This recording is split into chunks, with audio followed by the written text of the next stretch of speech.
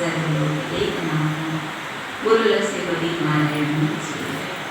મિત્રો, એકાદશી અગિયારની જે મહિનામાં બતાવે છે અને વર્ષની કુલ 24 એકાદશી થાય છે। જ્યારે 3 વર્ષે અધિક પુરુષોત્તમ માસ આવે છે, એકાદશી 2 એ માસની કુલ 26 એકાદશી થાય છે।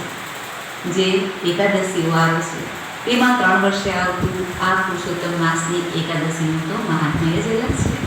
સ્નાન દાન જપનો મહિમા બતાવતો આ પુરુષોત્તમ માસ છે। ભગવાન શ્રી કૃષ્ણને ભગવાન શ્રી નારાયણની પ્રિય એવો આ પુરુષોત્તમ માસ છે।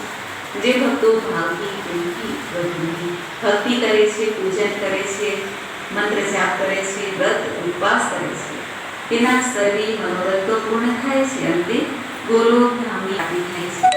અધિક માસની આ કૃષ્ણ પક્ષની એકાદશી કે જે હવે અધિક માસ પૂર્ણ થવાનું છે, ત્યારે આપણે આ એકાદશીના દિવસે અધિક માસમાં અધિકને અધિક ફળ પ્રાપ્ત થાય એ માટે પણ આજથી થતા પંચરાત્રિ વ્રતના નિયમ પણ ભક્તો લે છે।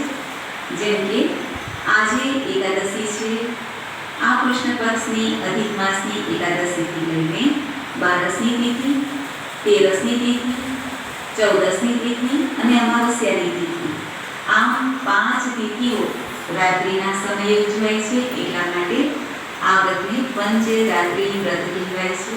ત્યારે ભક્તો સ્નાન દાન જપ કરે છે, પ્રભુ કીર્તન કરે છે, પિતૃતર્પણ શ્રાદ્ધ પિંડદાન કરે છે અને પ્રભુને રીઝવે છે, કારણ કે હવે આ એકાદશી તો 3 વર્ષે આવશે, સાથે પુરુષોત્તમ માસ પણ।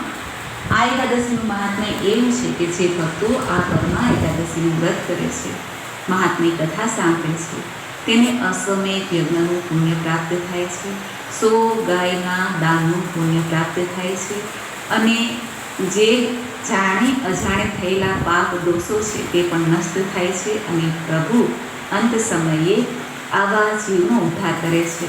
અને આ પંચરાત્રિના ફળ વિશે કહેવાનું છે કે જે ભક્તો આ 5 દિવસ દીપદાન કરે છે, અખંડ જ્યોતિ પ્રગટાવે છે, કે કલશ સ્થાપના કરે છે, કે દાન પુણ્યના અમુક નિયમ લે છે, એક ટાઈમ ભોજન લે, ઉપવાસ કરે, જે પણ નિયમ લે તે આજથી સંકલ્પ થશે।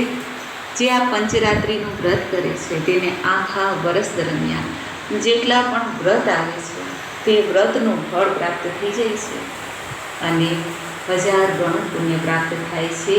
આ વ્રતનું પિતૃઓ પણ તૃપ્ત થાય છે, મોક્ષ ફળ પ્રાપ્ત કરે છે અને જે આ વ્રત કરે છે તેની પણ શુભ ગતિ થાય છે।